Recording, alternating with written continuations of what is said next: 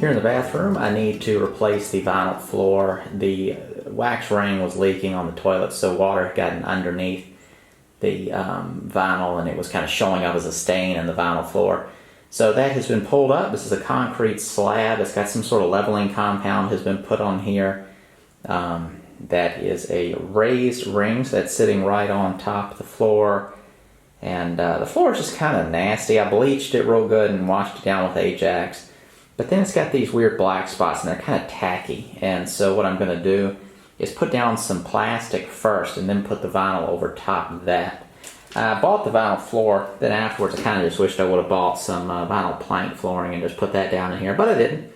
So I'm going to go ahead and use what I got, and then maybe next time, if there's a next time as far as replacing this floor in here, I will put that vinyl plank flooring down.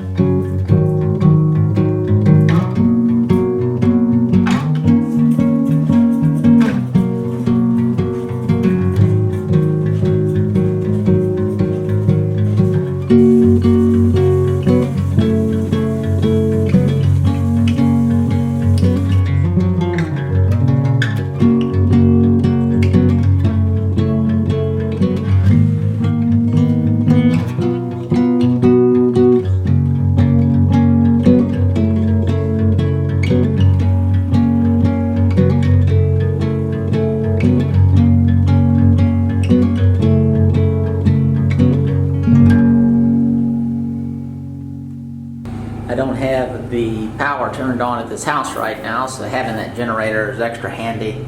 During the day I just run an extension cord right to it. It's bright enough in the house, but brought my little cord and had ran into an outlet and the main breaker switched off, so I'm just back feeding into the panel, then it shoots into the rest of the house. Normally I don't get this much success, but it looks like everything is on the same side of the breaker box, so I'm getting power to all the lights, which is all I need. I have an extension cord I can run back to the generator, but I bet you all of my outlets are on too. Trying to get this toilet down. What do y'all think of the new floor? I kind of like it. I thought it was weird at first, but it was the best looking of the 6-foot wide vinyl floor. Everything else in 12-foot sections, so I would have had to buy twice as much. So I just picked the best of the 6. This is what I got.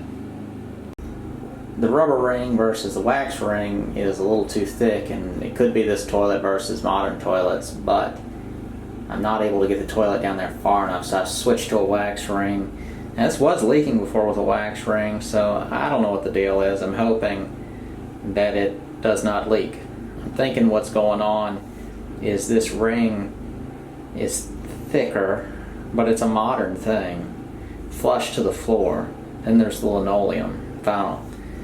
But I think I'm basically squashing down to porcelain. I'm not ending up with enough wax to actually create a seal. I'm squishing all the wax out. I don't know. I'm going to go ahead and mount it and just see if I get any problems after that. So the wax ring is already pressed to the bottom of the toilet. Let me show you what that looks like. Some of you may have never seen this. It's called the horn, this piece right here. That's where everything goes. The thing that I just poked with my finger is where everything goes down the toilet, goes out of that hole into there, then out to the street. So I just pressed that wax ring on there. That little plastic thing is around it. I just pull it out and do it by hand.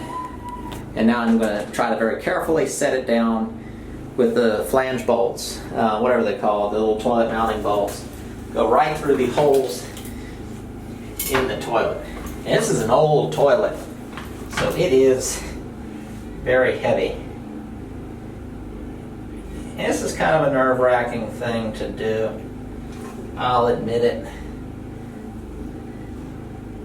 Very tricky sometimes.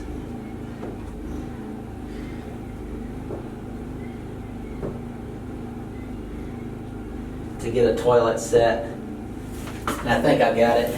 Before I push, I'm going to kind of peek under there.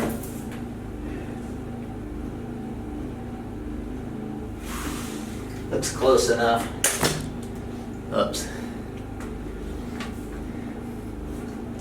So what I'm aiming for is to keep the bolts that are in the flange vertical and then get it centered. And then once it looks like it is, I just kind of sit on the seat and just start rocking it real gentle-like. Then you can give it a couple of these little twists like this. You're just trying to get it to compress out. I think we got it.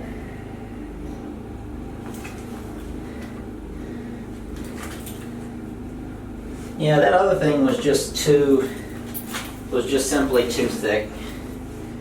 And then when you buy, well, when I bought this rubber ring that's worthless to me, I got the new bolts, new nuts, and washers.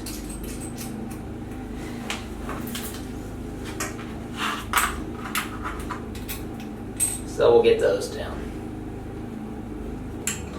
I finish off tightening these up with a little wrench. And a lot of people will wonder, how tight do you make it? Just keep on tightening it until you crack the toilet, and then back off a quarter turn. You want to make sure the toilet's not wobbling, so they make little shims and wedges and stuff like that you can kind of tuck in under places. I've used just the tips of wooden shims before as well. You can always shim it up. Last thing to do, hook your water supply up. I don't know why I've all of a sudden switched to the how-to video. I just sort of wanted more show in general what to do. So the water supply is on, plugged in. Let's see what that's looking like. Then I'm going to turn it on.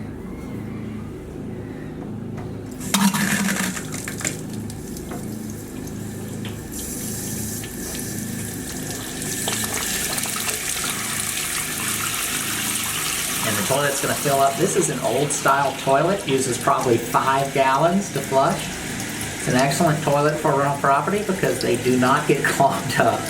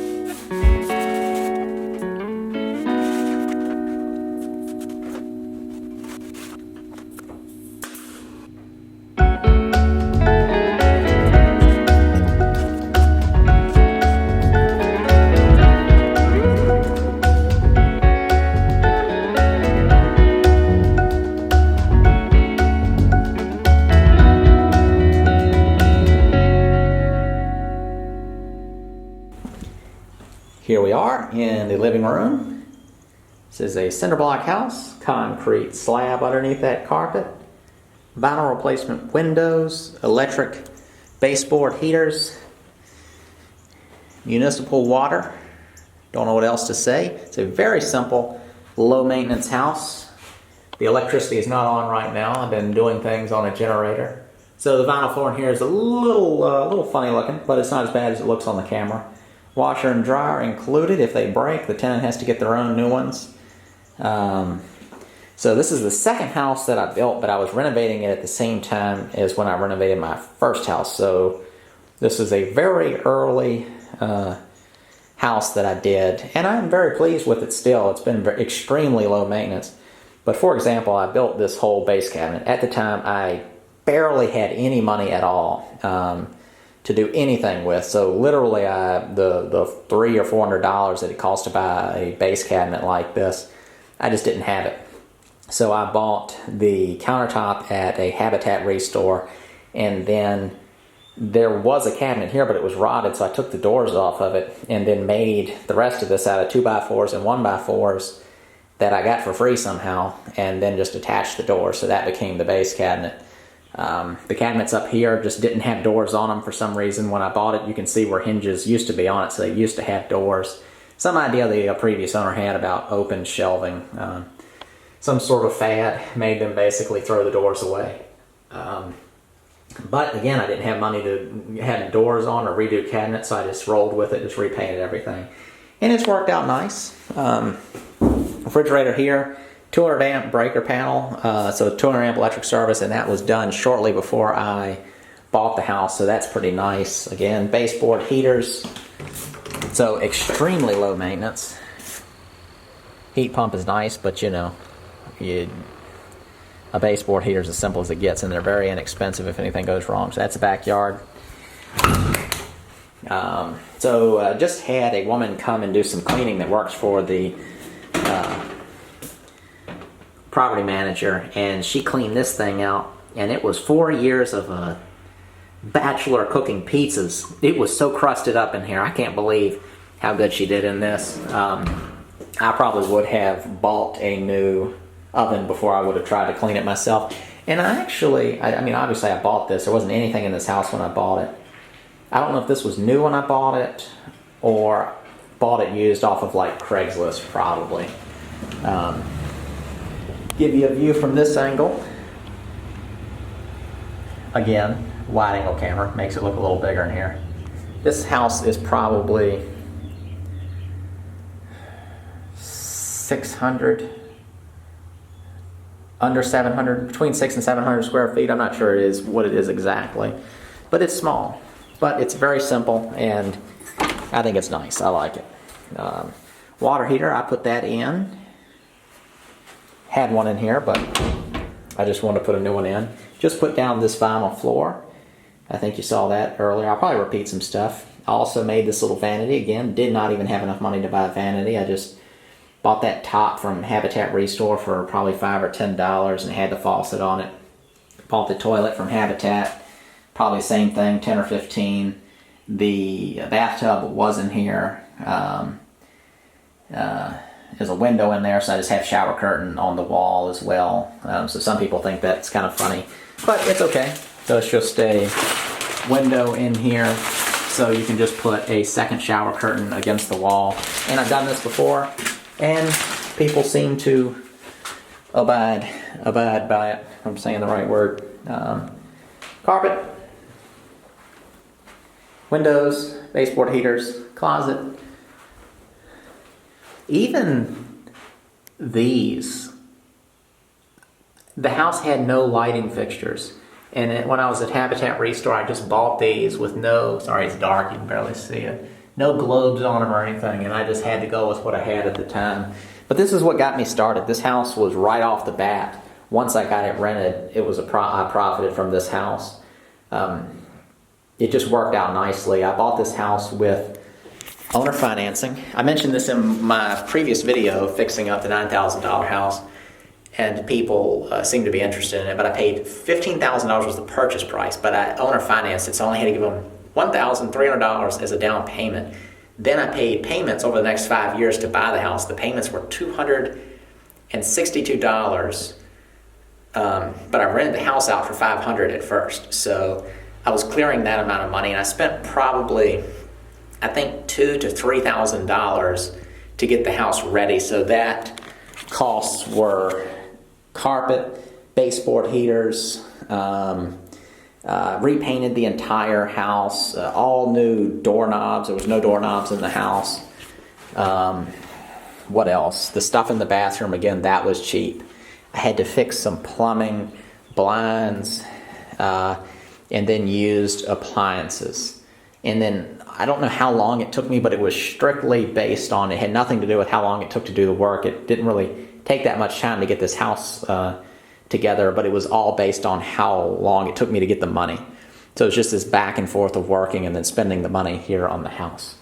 But this has probably been one of the best houses that I've bought, as far as it was just in, it was in pretty good condition. I mean, it looked awful when I bought it. I had to, the outside looked really bad. If I can find the pictures, I'll show them to you.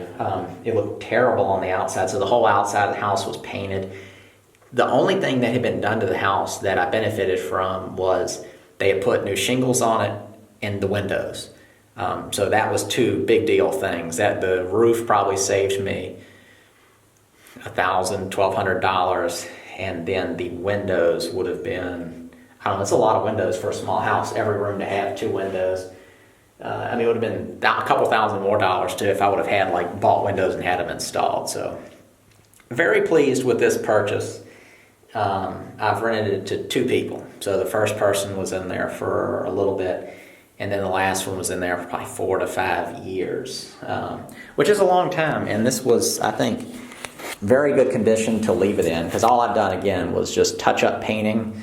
She came in and cleaned a lot of stuff, the carpets, wiped things down, cleaned all the windows, cleaned the oven, cleaned off any surfaces, basically just got it ready. And it's nice because she works for the management company, so she knows, roughly what it needs to be. So it wasn't me in here worrying over, is this clean enough, and just continually scrubbing and hating it.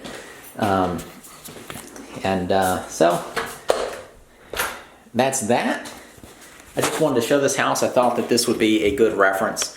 This was long before I was doing anything with YouTube that I bought and fixed this house up, so this has nothing to do with me doing anything on camera. Sometimes when I'm doing houses now, knowing that I'm doing videos will influence kind of like the direction I go with something, because I'll be like, it'd be interesting to do this, and and with YouTube I get income from YouTube. So if I do something that I think is a little more expensive or a little more than I would do if it was just had nothing to do with a YouTube channel, I justify it with, I'll make some money off the video and that'll help pay for it, that type of thing. So this is just raw, just had to get it done to get someone renting in it and to be able to even afford to be able to own it, because most everything I buy now I just buy outright with cash. But with this, I didn't have enough money. I just bought my other house. My first house I paid $5,000 for, and then I immediately started working on it. So to even get that $5,000 was extremely tricky at the time. I sold a car, I sold tools, I sold a bunch of stuff, and then I started working on that one. Then this one popped up. I found this house on Craigslist. This one popped up, asking price $15,000, and I paid it. I knew it was worth it, and I asked the guy if he could do owner financing, and the whole thing took months and months to actually pull off. He didn't want to owner finance at first, but for whatever reason, no one bought it, which was nuts. And then, so when I ended up with it, at $1,300 down, but then immediately started having to pay that $262 a month.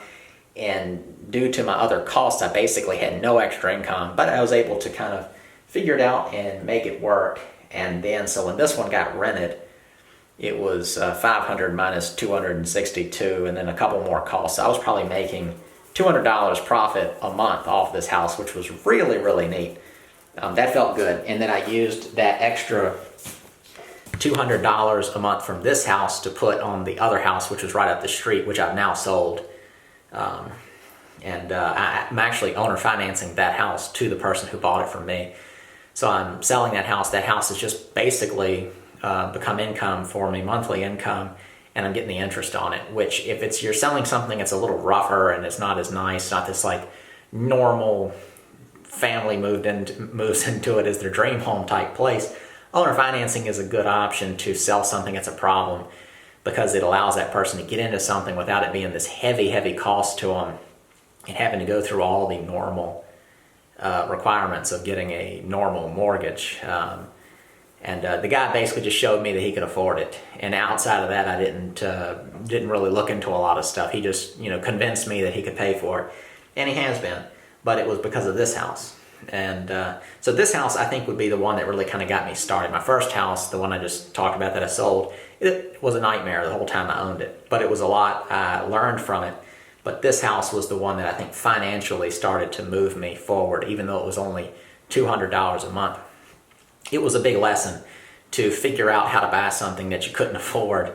And while technically I went into debt on this, I didn't feel, it wasn't like credit card debt. I felt like I bought something and was just paying for it as I went versus, getting a loan, because it was only $15,000 purchase price. Then the $1,300 came off of it. So it was $13,700, I guess, is what I financed. And so that $262 a month, that just didn't really, that didn't scare me, knowing that when I rented it, I could rent it for $500. So the tenant basically bought the house for me once it got going. But you did have to come up with the $1,300. I did have to come up with the money to renovate it. I did have to do the work, which pulled me away from doing other things that can make money. But I think this house is an excellent example of how to get mixed up in something without actually having that much money and not really even barely knowing what I was doing at this time. And I bought this house 8 to 10 years ago, I think. I was 24 or so, I think, when I bought this house. I'm not really sure, but 24, 25 or something like that. And then had the other one as well. And then after I bought this house, I bought my personal house, and then from there it has just kind of taken off a lot faster. And most of that taking off is not additional income, it's just knowing how to handle stuff and knowing how to find things. And when I bought my first house, I won't get into the whole deal, but the purchase price was actually $20,000, and I thought it was some incredible deal. After that, this house was $15,000. After that, my next house was $11,000. The prices just kept going down and down, and the houses kept getting better and better. So it's more about knowing what you know, not about how much money you have with stuff like this. If you have a lot of money, it can make it a lot easier because you don't have to know as much. You can spend a little more, get something nicer, and pay other people to get it taken care of. But there's not a lot of mystery behind doing that type of stuff. When you're making stuff happen and you don't have the resources, but you still make it happen, that's where there's kind of like, how do they do that? And that's why I wrote my book. That's why I like to make these videos, to kind of show people that you can do stuff even when you don't think it's possible. So that's about it. I preached a little much in this one, rambled on, but when I do that, every once in a while I think of something that somebody likes to hear and is helpful. So hope you found something helpful. Thank you all for watching. You can let me know if you want to see stuff like this in the future, when I have other places that are kind of in between renters, or if I, kind of a random video and not part of the normal ongoing playlist. So thanks, and I'll see you next time.